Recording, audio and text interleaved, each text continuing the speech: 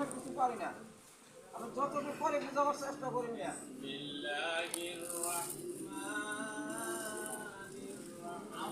বললাম না কেন, আউযু বিল্লাহি মিনাশ শাইতানির রাজিম, বিসমিল্লাহির রাহমানির রাহিম, কুল হুয়াল্লাহু আহাদ, আল্লাহুস সামাদ, লাম ইয়ালিদ ওয়া লাম ইউলাদ ওয়া লাম ইয়াকুল লাহু কুফুয়ান আহাদ।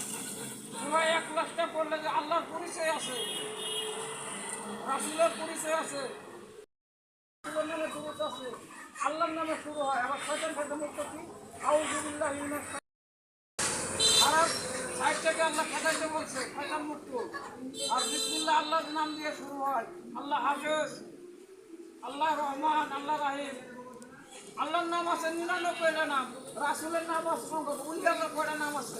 বন্ধু উলি আল্লাহ,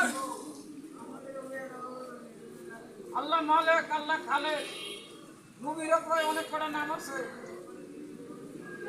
আল্লাহর উলিদের যে যার যে নাম, এটি কেবল তো নাম হয় না, হকানি হলে তাকে বলে আল্লাহওয়ালা, বুজুর্গ।